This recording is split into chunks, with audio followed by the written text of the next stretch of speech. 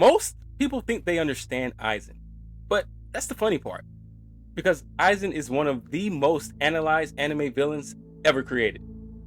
People have spent years breaking down his plans, his intelligence, manipulations, betrayals, his speeches, powers, and of course, God complex.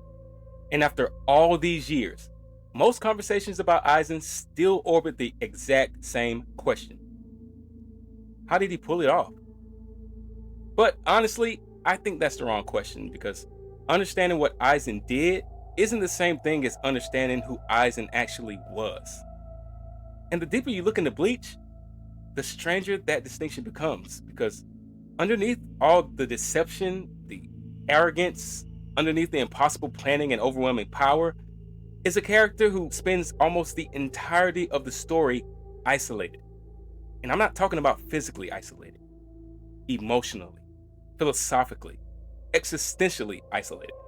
I mean, think about it. Aizen is surrounded by followers, he's surrounded by enemies, by people who fear him, respect him, worship him, even hate him. And yet, he never truly stands beside anyone. Not Gin, Tosin, the Espada, the Soul Society, not even Ichigo himself.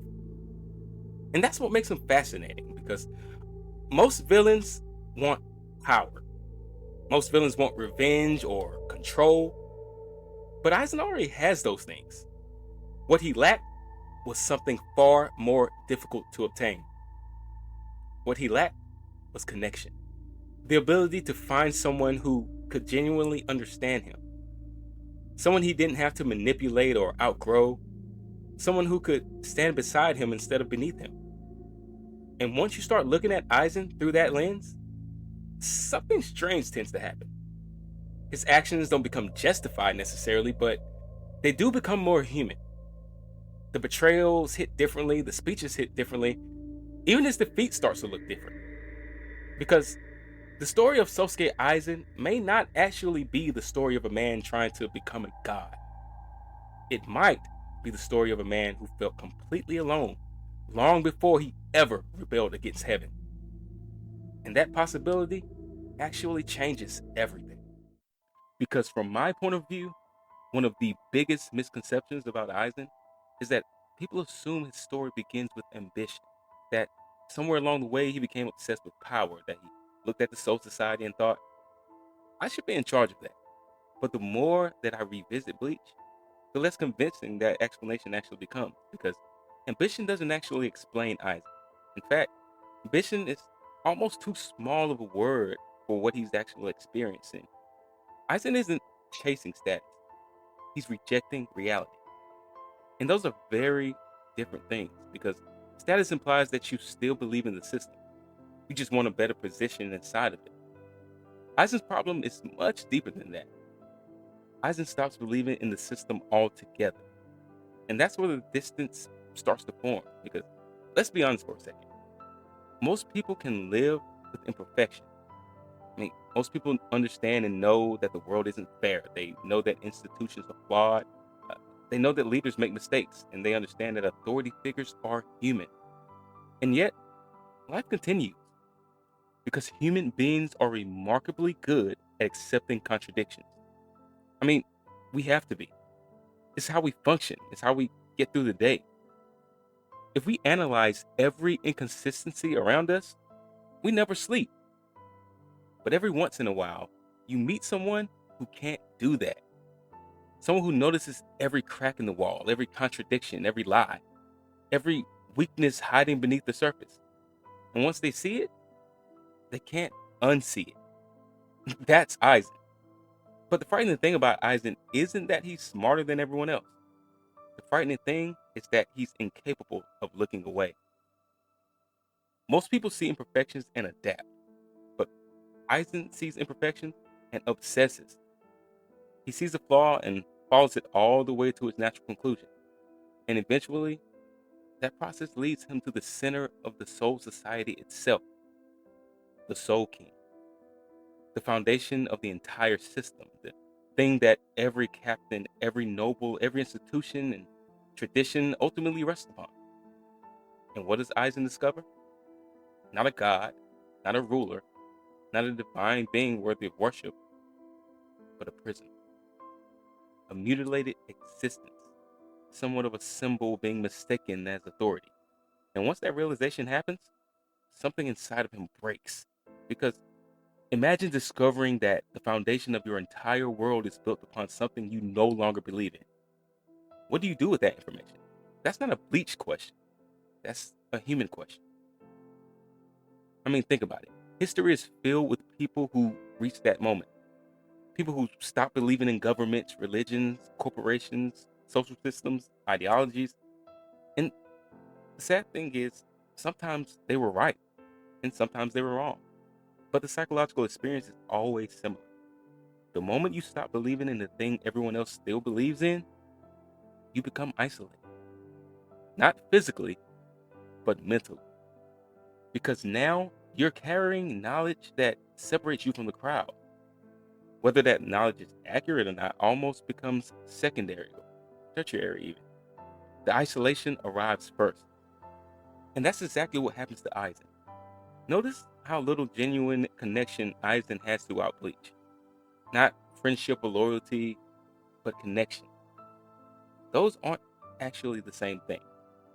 People actually follow Aizen. They admire him. People fear him. But almost nobody understands him. And the reason is simple. Aizen's mind left Soul Society long before his body did. By the time the story begins, he's already living somewhere else psychologically.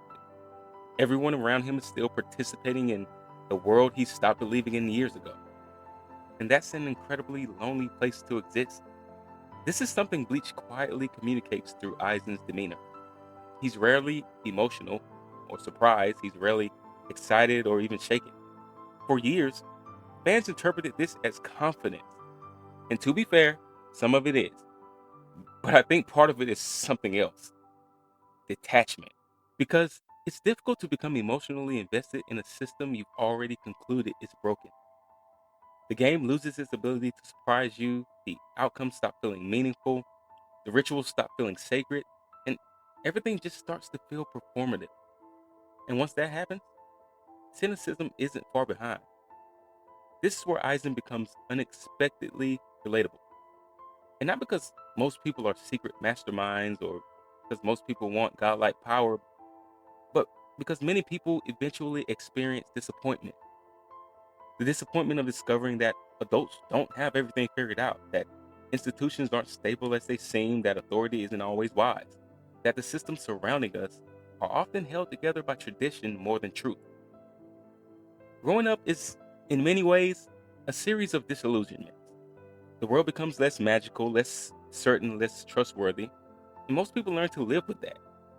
Aizen never does. And that's what makes him dangerous.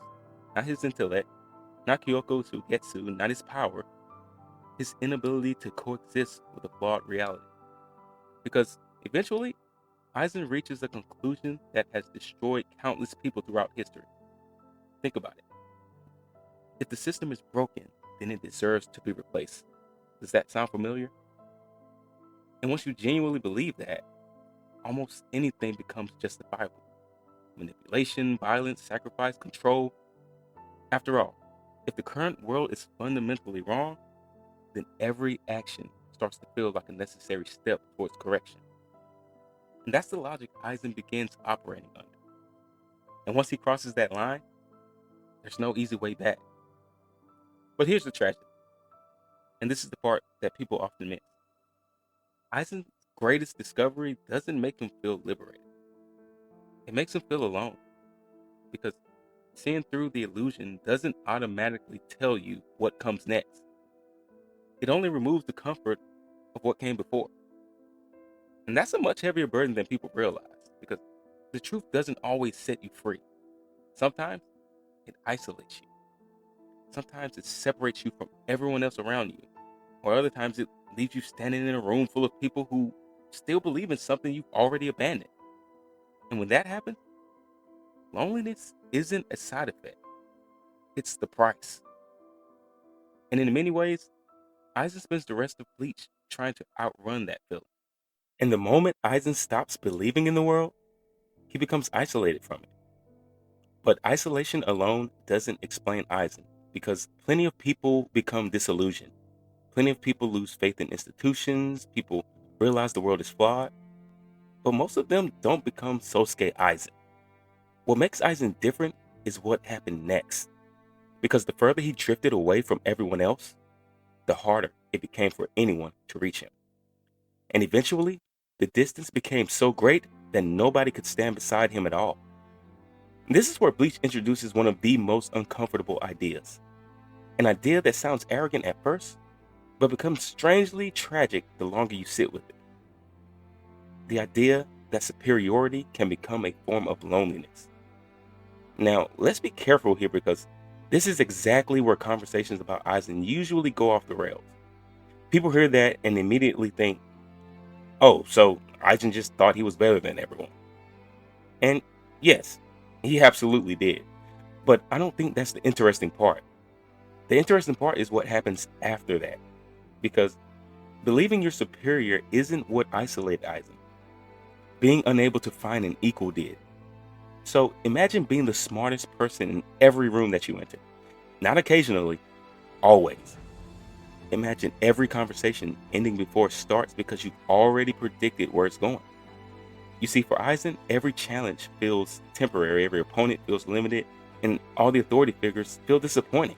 And at first, that can sound empowering. I mean, people fantasize about that kind of superiority all the time. We imagine it feeling liberating, like freedom or confidence, like mastery of a trade. But human beings are social creatures, and eventually, superiority creates a problem because connection requires friction. It requires surprise. It requires the possibility that someone might be able to teach you something, challenge you, change your perspective, even reveal the blind spot. And if nobody can do that, relationships begin to flatten. And once relationships flatten, loneliness starts creeping in. This is one of the reasons Aizen feels so emotionally distant throughout Bleach. Not because he lacks emotion, but because almost nobody stimulates him intellectually or philosophically. Think about how he interacts with people, the captains, the lieutenants, the espada. Most conversations feel one sided. And that's not because Aizen enjoys talking, but because he already knows where everyone else is standing. And when you always know where everyone else is standing, it becomes difficult to genuinely meet them. You see, there's a reason people often describe Aizen as calm or composed or impossibly confident. But confidence isn't always what we're looking at. Sometimes we're looking at outright boredom or detachment or someone who stopped expecting to be surprised a very long time ago. And that's a much sadder interpretation because excitement requires uncertainty, connection requires uncertainty, growth requires it. And Aizen slowly removes uncertainty from his life until almost nothing remains. And when uncertainty disappears, so does intimacy. You see, this is where Aizen becomes unexpectedly relatable again. Not because most of us are transcendent geniuses, but because many people have experienced smaller versions of the same thing. Think the gifted kid who struggles to connect with classmates, the professional who outgrows their environment, the person whose interests separate them from the friend group, or the individual who feels like they're having a different conversation than everyone around them. We've all experienced moments where understanding creates distance, where seeing something differently creates separation, where the thing that makes us exceptional also makes us lonely. Aizen is that feeling taken to its absolute extreme. And here's where Bleach becomes brilliant because the series quietly asks a terrifying question. What happens when someone becomes so powerful that they stop needing people? Now, most stories assume power creates freedom. Bleach suggests power can create isolation. The stronger Aizen becomes, the fewer peers he has. The fewer peers he has, the less he connects. The less he connects, the lonelier he becomes. It's an ongoing cycle. And like most cycles, it feeds itself. This is why I think so many fans misunderstand Aizen's arrogance because arrogance implies satisfaction. It implies someone enjoying their superiority. But Aizen rarely seems satisfied.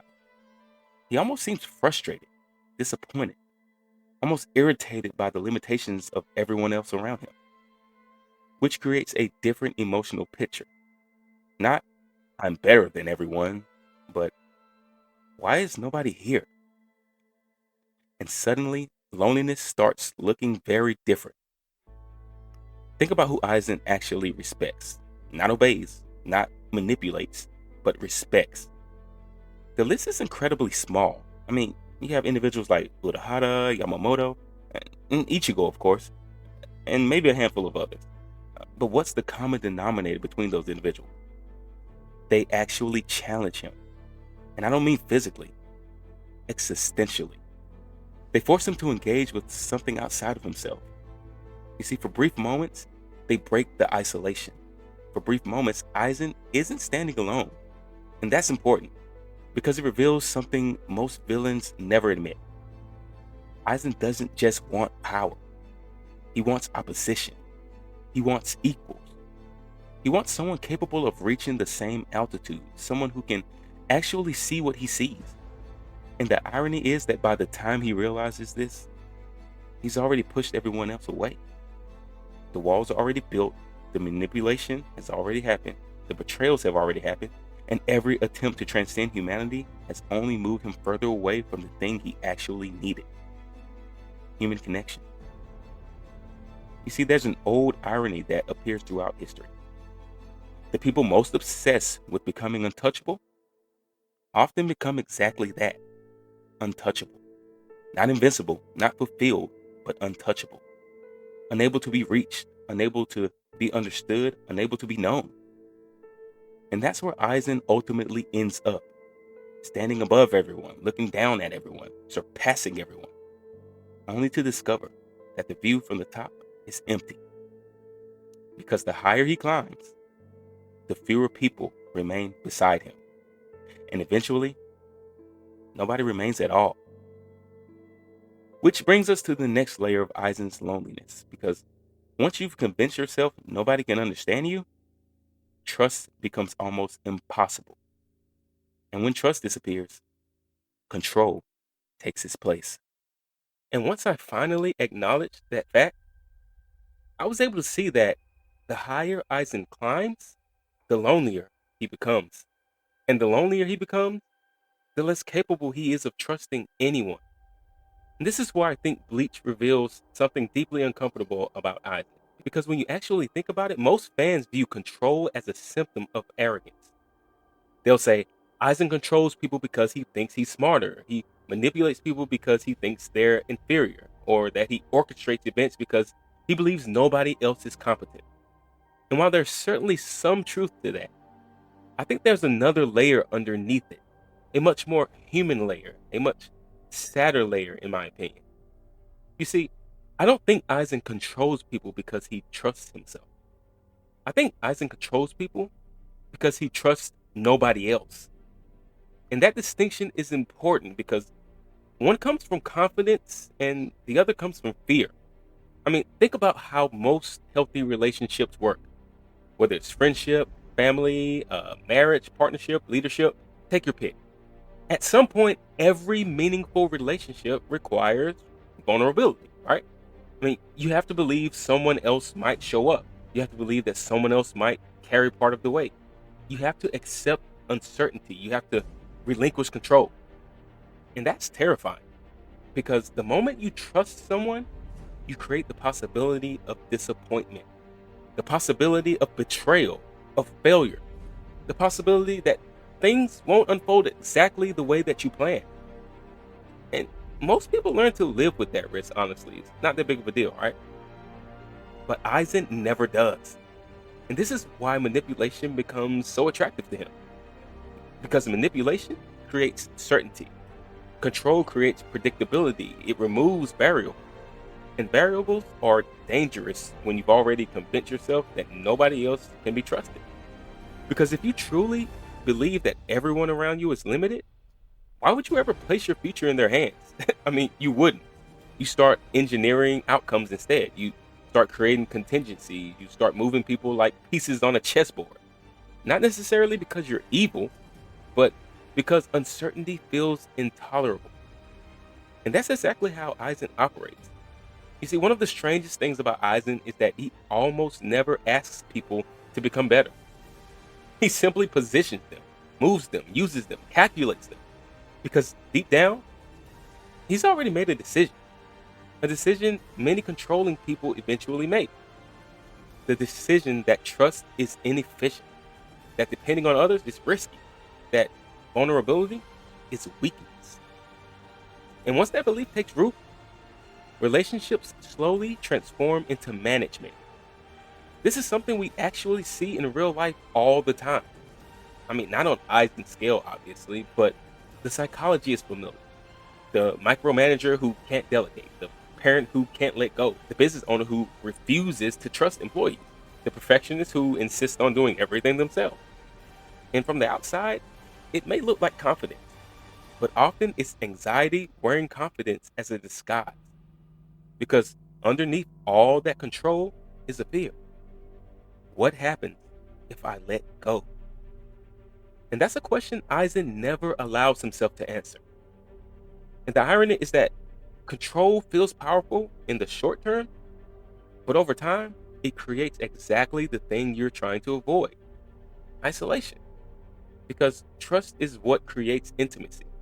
Trust is what creates partnerships. It's what creates genuine connection. And without trust, people may follow you, but they can't truly know you. And Aizen spends almost the entire series surrounded by people who know his plans without knowing him. Take Gin, for example, one of the longest relationships in the entire story. And yet, their connection feels hollow. And not because Gin lacks intelligence, and not because he lacks loyalty, but because Aizen never truly allows himself to be vulnerable. Even after years together, even after shared goals, after mutual understanding, there's always distance, always another layer, always another mask, another contingency. And eventually, that distance becomes fatal. And not just strategically, but emotionally. Because if nobody ever sees the real version of you, what exactly have you built? And this is one of the reasons Aizen feels so emotionally sterile compared to other villains. Many villains are consumed by emotion: rage, hatred, grief, or even revenge. And those emotions create openings. They create moments of honesty, moments where we can get a glimpse of the human being underneath. And Aizen rarely allows himself those moments, not because he lacks feeling, but because feelings introduce unpredictability, and unpredictability threatens control. So instead, he remains composed, measured, calculated, always 3 moves ahead, always behind another mask. And while that makes him terrifying, it also makes him profoundly lonely, because eventually, every mask creates a problem. The more successful it becomes, the harder it is to remove. The more people admire their image, the more difficult it becomes to reveal the person underneath. And Aizen becomes trapped inside his own perfection, trapped inside his own superiority, inside the role he's spent centuries creating. And at a certain point, nobody knows who Aizen really is anymore. Not the Soul Society, not the Espada, not even Gin. Possibly not even Aizen himself. And somewhere along the way, control stops being a strategy and starts becoming a prison. Because now he can't trust anyone. Not because people are untrustworthy, but because he no longer knows how. You see, trust requires surrendering control. It requires accepting uncertainty, believing another person might meet you halfway. And Aizen's entire worldview has been built around the opposite assumption: that nobody can, and nobody will, that nobody is capable. And this is why his relationship with Ichigo becomes so fascinating. Because Ichigo represents something Aizen cannot predict. I mean, we're not talking power or intelligence, we're not talking strategy, but we're talking humanity. The ability to form genuine bonds, the ability to trust people, to rely on others without feeling diminished by it. And whether Aizen realizes it or not, that's something that he's been missing for a very long time. Because after all the planning, manipulation, control, and all the centuries spent trying to rise above everyone around him, Aizen is still staring at the same problem he had from the beginning. He stands alone. And the more desperately he tries to control that reality, the more permanent it becomes. Which leads us to the question at the center of his entire character. Because if power wasn't enough, and if intelligence wasn't enough, and control isn't enough either, then what exactly was Aizen searching for? And that's where the story becomes far more interesting than a simple quest for domination, because the God complex was never really about ego. It was about something much harder to admit. Not power, not control, meaning.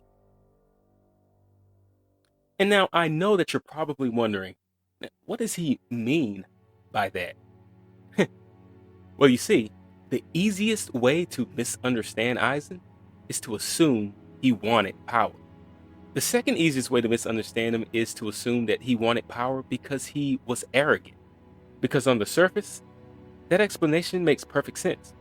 I mean, he betrays soul society, he manipulates nearly everyone around him, he seeks transcendence, he attempts to overthrow the cosmic order itself. And if a character does all that, the obvious conclusion is, well, he wanted to rule. Case closed. No questions. Except the deeper you look at Aizen, the less satisfying that explanation becomes, because power is usually a destination. But for Aizen, power feels more like a tool, a means to an end. So the question is, what was the end? This is where I think Bleach quietly separates Aizen from most anime villains, because most villains want to possess something, whether it's a kingdom, a throne, a weapon, a resource. But Aizen wants something different. He wants to challenge something. And that's a fundamentally different motivation. Because possession is about ownership, but challenge is about meaning. So one individual asks, how do I obtain this? While the other asks, why does this even exist? And Aizen spends most of Bleach asking the second question. The Soul King is probably the clearest example of this, because when most people first learn about the Soul King, they immediately focus on the obvious revelation, the power, the mythology, the cosmic implications. But Aizen focuses on something else. Because once he discovers what the Soul King actually is, everything changes. And not just politically, but existentially. I mean, imagine discovering that the center of your universe isn't actually a ruler or a creator. I mean, it isn't even an active participant, but a symbol, a silent object holding together a system that everyone else accepts without question. Now, to most people, that might be unsettling, but to Aizen, it's intolerable, because Aizen isn't just questioning authority anymore. He's questioning meaning itself. And this is where I think a lot of viewers accidentally reduce Aizen's motivation. They assume his anger is directed at individuals, whether it be Central 46, the Gote 13, the nobles, Soul Society, pick your pick. But those things are symptoms. The real target is deeper. Aizen is angry at the idea that reality itself is built upon an illusion. And once you start viewing him through that lens, his obsession begins making much more sense. Because meaning is one of the strangest human needs. People can survive incredible hardship if they believe there's meaning behind it. People endure suffering, loss, sacrifice, failure, as long as they can answer one question: why? And when meaning collapses, everything else starts collapsing with it. I mean, think about it. Have you ever finally gotten the thing you thought would make everything click? Whether it be a promotion, the degree, or relationship, a house, the milestone that you've been chasing for years. For a little while, it may feel incredible. I mean, you tell yourself that this is it. This is the thing that I was missing. But then something strange happens. Life comes back. The excitement fades, and suddenly you're left staring at a question you thought success was supposed to answer. Now what? That's one of the most unsettling experiences a person can have, because you succeeded, and the emptiness is still there. The destination arrived, but the meaning didn't.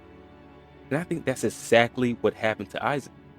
You see, the system stopped making sense, the hierarchy stopped feeling justified, and the Soul King stopped feeling legitimate. And eventually, The traditions built around all of it began collapsing with him until the world itself no longer made sense to him. Not because he was power hungry, but simply because he had a hunger for meaning. And that's a much more dangerous kind of hunger, because once someone starts to believe that reality itself is fundamentally wrong, there are very few limits left. Think about this historically. Some of the most transformative people who ever lived weren't motivated by greed. They were motivated by conviction, the belief that the world was broken, the belief that something foundational needed to be changed. Now, sometimes those people become heroes, and sometimes they become monsters, but often they become both. The difference usually comes down to how far they're willing to go. And Aizen's answer is simple: as far as necessary. And this is why his pursuit to transcendence feels so different from ordinary ambition. Aizen isn't trying to become stronger than everyone. He's trying to move beyond the framework itself, beyond the captains, beyond hollows, beyond soul reapers even, and beyond the categories the world has created, because categories are part of the system, and Aizen has already rejected the system. So what's fascinating is that the more power he gains, the less satisfied he becomes. Think about it. Most villains become happier as they approach their goal, more confident, more fulfilled, more triumphant. But Aizen doesn't. If anything, he becomes increasingly detached, increasingly distant, isolated, because every new level of power solves a practical problem, while leaving the existential one untouched. You see, power can make you stronger, it can make you safer, it can make you more feared, it can even make you worship. But power cannot answer, why am I alone? It can't answer, what makes existence meaningful? It can't answer, what happens after I surpass everyone? And those are the questions that are haunting Aizen, whether he admits it or not. And this is why I think calling Aizen arrogant is both accurate and incomplete. Yes, he's arrogant, obviously, but arrogance is the surface. The deeper issue is disappointment. Disappointment with the world, with authority, disappointment with the reality itself. Aizen doesn't merely think he's above everyone else. He thinks reality should be more than what it is. And that's a very different kind of frustration. And eventually, Aizen finds himself confronting a reality many people spend their entire lives avoiding. No matter how high you climb, you still bring yourself with you. All of the doubts, the questions, the emptiness, the need for meaning, none of it stays behind. Because no matter how high Aizen climbs, he cannot escape the one thing he's actually searching for: a reason, a justification, an answer. Something capable of filling the void left behind when he stopped believing in the world. And that's where Bleach quietly delivers one of its most devastating ideas. The thing Aizen is searching for cannot be conquered or manipulated, can't even be transcended, because meaning isn't something you seize, it's something you discover. And viewed through that lens, the rest of his story starts to make a lot more sense, especially when we begin looking at the one person who accidentally forces Aizen to confront it: Ichigo Kurosaki. So, by the time Aizen reaches the end of his journey, he has accomplished something almost nobody in Bleach ever does. He has surpassed the system, at least in the way that he defines it. He's transcended the boundaries separating Soul Reapers and Hollows. He's moved beyond traditional limitations. He's achieved levels of power that once seemed impossible, and he's standing closer to godhood than almost anyone in the series. And yet, he's still obsessed with Ichigo Kurosaki. And why is this? Now, most people answer that question with power, because that's the obvious explanation. Ichigo grows at an impossible rate. His potential is absurd. His evolution fascinates Aizen. And all of that is true, but I don't think that's the whole story. Because if Aizen was only interested in strength, there were other powerful people in Bleach. Of course, Yamamoto, Urahara, Unohana, even Yuhoba eventually. Power alone doesn't explain the fixation. Something else does. And honestly, the further this video has gone, the more a pattern has emerged. Aizen loses faith in the world, then he loses connection. Then he loses trust, and then the loss of meaning follows shortly thereafter. And every attempt to solve those problems pushes him further away from other people, further into isolation, further into himself, until eventually he reaches a place where almost nobody can relate to him anymore. And then along comes Ichigo, a character who should make no sense to someone like Aizen, yet somehow becomes impossible for him to ignore. Because Ichigo possesses something Aizen has spent centuries moving away from: belonging. Not power, not intelligence, but belonging.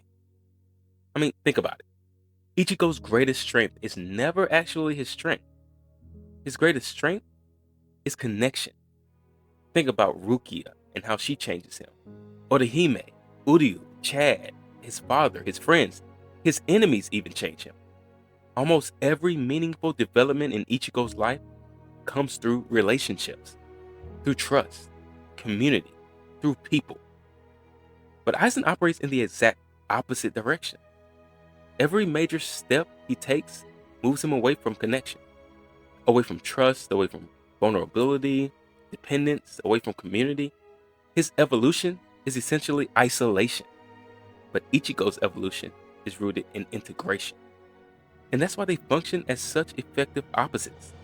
This is where I think their conflict becomes much more interesting than people give it credit for. Because on paper, it's just a battle. But philosophically, it's a confrontation between two completely different answers to the same question. And that question is, how do you deal with the limitations of being human?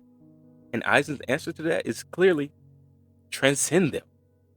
But Ichigo's answer is that you accept them. And that shift completely changes how we view their conflict. Because Aizen views dependence as weakness, while Ichigo views dependence as reality.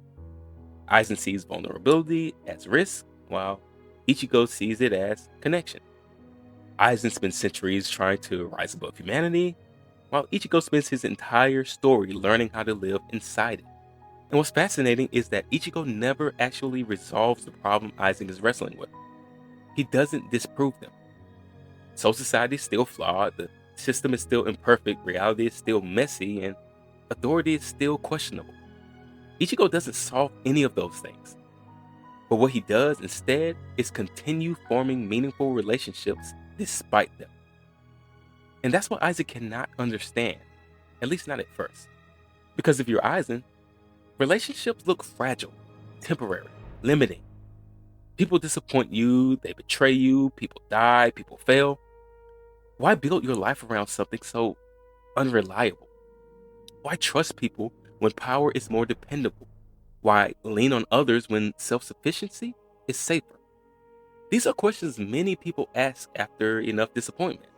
And they're questions Aizen answers by withdrawing, by controlling, by transcending.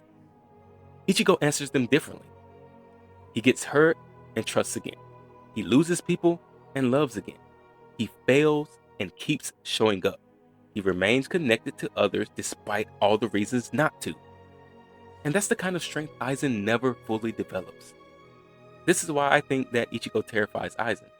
Not necessarily because Ichigo can defeat him, but because Ichigo represents a possibility Aizen has spent centuries rejecting.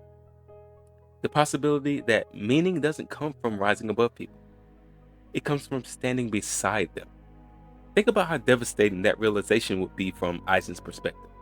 I mean, imagine spending centuries pursuing transcendence, sacrificing relationships, abandoning trust, rejecting vulnerability, climbing higher and higher in search of answers, only to discover that the very thing you've been searching for was never waiting for you at the top. It was here all along, among ordinary people, among friendships, among imperfect bonds, human connection. And suddenly, Aizen's obsession with Ichigo starts feeling different. Less like fascination or scientific curiosity or strategic interest, and more like confrontation. Because Ichigo becomes living evidence against Aizen's entire worldview. Proof that power isn't the same thing as fulfillment, that transcendence isn't the same thing as meaning, and that connection may matter more than superiority ever could. You see, there's a reason Aizen keeps trying to explain things to Ichigo, trying to educate him, if you will, or frame reality for him. Because on some level, Aizen needs Ichigo to agree. I mean, he needs validation. He needs confirmation that his conclusions were correct, that all the isolation was worth something, that all the sacrifices that he has made led somewhere meaningful. But Ichigo never gives him that. Not because Ichigo wins the argument, but because Ichigo refuses to play the game. And that's what makes their final confrontation so powerful. It's not simply the defeat of the villain, it's the collapse of a worldview. A worldview built on the belief that distance creates superiority, that control creates security, and that transcendence creates meaning. And standing across from Aizen is someone who unknowingly embodies the opposite philosophy. Someone whose strength comes from connection, whose purpose comes from protection, and whose identity comes from the people around him. Someone who remains human despite it all. Which leads us to the most tragic realization of all. Because once Aizen loses, we're forced to ask a difficult question. What if defeat wasn't the worst thing that happened to him? What if the worst thing was finally confronting the emptiness he'd spent centuries outrunning? Because the loneliest moment in Aizen's story doesn't happen at the beginning. It happens at the end, when there's nowhere left to climb. Now, for most viewers, Aizen's story ends the moment he loses. The battle is over, Ichigo wins, Aizen is sealed, it's a done deal, the villain falls, credit rolls, simple. At least on the surface. But Bleach has always been a series that hides its most important ideas underneath the obvious ones. And nowhere is that more true than Aizen's defeat. Because if you've been following the thread of this video, something strange begins to happen. The closer we get to Aizen's downfall, the less it feels like a story about power, and the more it feels like a story about exhaustion. Think about where Aizen begins. He sees flaws nobody else seems willing to acknowledge. He becomes alienated, then isolated, then detached, then obsessed, then transcended. Each step feels like movement, like progress or evolution, like he's getting closer to something, closer to an answer, a meaning, closer to freedom, or whatever it is that he's been searching for all this time. And then he finally gets there, or at least as close as anyone in Bleach ever does. He's stronger than captains, than Espada, he's stronger than nearly every force in Soul Society. He has completely transcended the categories that once defined him. He's become the very thing he spent centuries trying to become. And what happens? Nothing. The emptiness remains. And that's one of the most devastating ideas in the entire series, because Aizen's journey mirrors something many people experience in real life. Not on the scale of godhood, obviously, but psychologically. The pattern is familiar. We convince ourselves that fulfillment exists on the other side of achievement. The promotion, the degree, the relationship, the money, the status, the accomplishments. The thing we've built our entire identity around reaching. And then we get there. And for a brief moment, everything feels different. Until it doesn't. Because the thing we were actually missing was never located at that destination. And here's the part people rarely talk about. Every step toward transcendence solved the wrong problem. Power solved vulnerability and limitations and weakness. But power never solved loneliness. Power never solved meaning. It never solved connection. And those were the wounds underneath everything else. This is why I think one of the most important lines in Bleach doesn't come from Aizen. It comes from Urahara. The suggestion that Aizen may have subconsciously desired defeat. For years, fans have debated that idea. Some reject it entirely and others accept it immediately. But personally, I think the question itself is more interesting than the answer. Because whether Aizen consciously wanted defeat is almost beside the point. The real question is this. What if part of him was tired? Tired of carrying the burden of superiority, tired of standing alone, tired of seeing flaws everywhere he looked, tired of trying to force meaning into a world that refused to provide it, tired of climbing, tired of transcending, and perhaps, most of all, tired of being unreachable. Because Eventually, every identity becomes heavy, even the identities we choose: the genius, the leader, the visionary, the revolutionary, the strongest, the one who sees what others can't. Those identities can feel empowering for a while, but they also create distance, and distance becomes lonely, especially when nobody can share the weight. Aizen spends centuries constructing a version of himself that stands above everyone else, and then one day, he discovers the terrible cost of success. Nobody is left beside him, not because he failed, but because he succeeded. And that's what makes his defeat feel so different as an adult. When you're younger, it sort of feels satisfying to see him lose. I mean, the villain loses, the hero wins, justice prevails, the story ends. But the older you get, the harder it becomes to ignore the sadness underneath it. Because Aizen's punishment isn't merely imprisonment. His punishment is confirmation. Confirmation that all the things he sacrificed still failed to give him what he wanted. Think about that for a moment. Imagine spending centuries, if we had that long, pursuing the answer to your happiness, only to discover that the answer wasn't there. Imagine dedicating your life to transcendence, only to realize that transcendence cannot heal alienation. Imagine becoming powerful enough to challenge heaven itself and still feeling alone. That's tragic. Not villainous, not admirable, tragic. And I think that's why Aizen remains so fascinating after all these years, because beneath the intelligence, the manipulation, the speeches, beneath all of the memes, the power scaling discussions, there's something deeply human hiding underneath. A person who mistook elevation for fulfillment. A person who confused superiority with freedom. A person who spent so long searching for meaning above everyone else that he never realized meaning was always relational. And in a strange way, Aizen's story becomes the inverse of Ichigo. Ichigo begins with people and slowly discovers power. But Aizen begins with power and slowly loses people. One climbs toward connection and the other climbs away from it. And that's why their collision feels inevitable. They're moving in opposite directions toward opposite answers to the exact same question. Which brings us back to where we started. Most people think they understand Aizen because they understand his pain.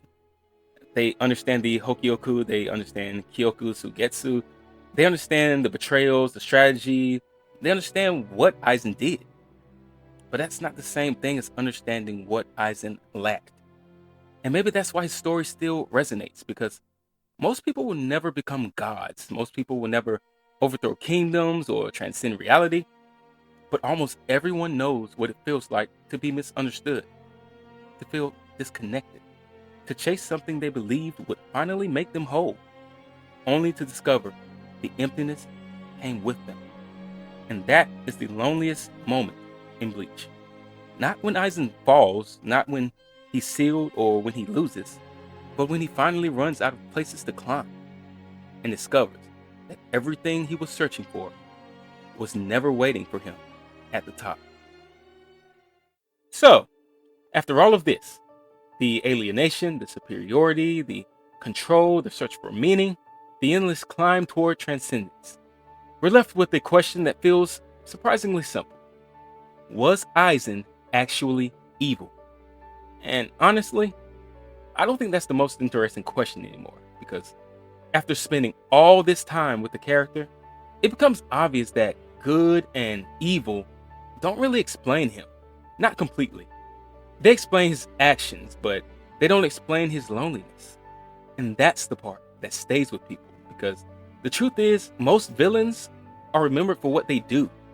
Aizen is remembered for what he understood, or at least what he believed he understood. He saw flaws in the system, he saw contradictions other people ignored, he saw weakness hiding underneath certainty, and in many cases, he wasn't wrong. The tragedy is what happened next, because Aizen made the same mistake many intelligent people eventually make.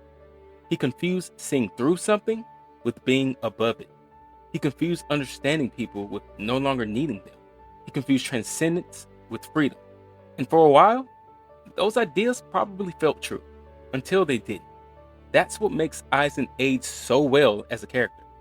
Not because his plans become more impressive, or because his power becomes more ridiculous, or because Bleach magically reveals some hidden piece of lore, but because the older you get, the easier it becomes to recognize the wound underneath everything. You see, when you're younger, Aizen feels unstoppable, but as you get older, you start noticing something else. The exhaustion underneath the confidence, the isolation underneath the superiority, the weight underneath the perfection.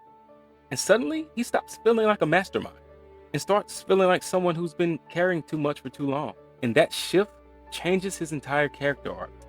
Because suddenly, Aizen stops feeling like a warning about ambition and starts feeling like a warning about disconnection. A warning about what happens when intelligence becomes isolation, when superiority becomes identity, when control replaces trust, and when achievement becomes a substitute for meaning. And that's why I don't think that Aizen's story is ultimately about power, because power is just the language that the story uses. The real subject is loneliness. Not ordinary loneliness, existential loneliness. The kind that appears when you no longer feel understood by the world around you. The kind that appears when every answer creates a new question. The kind that rears its ugly head when you spend so much time climbing above everyone else. That one day you look around and realize nobody is standing beside you anymore. And maybe that's why Aizen remains one of anime's most fascinating villains.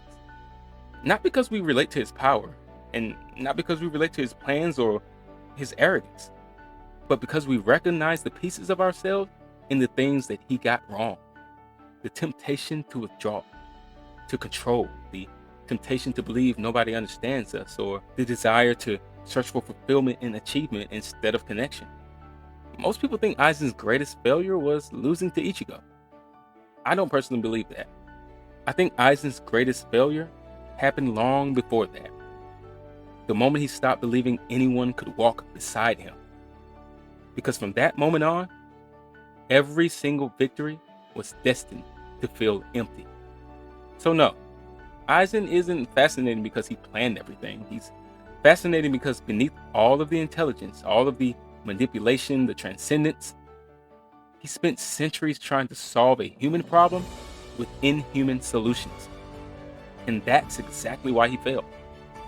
Most people think they understand Aizen, and that's the funny part, because understanding what Aizen did, again, is not the same thing as understanding what Aizen lacked. And maybe that's why we're still talking about him all these years later. Not because he became something greater than everyone else, but because, in the end, for all his power, intelligence, and transcendence, he couldn't escape being human.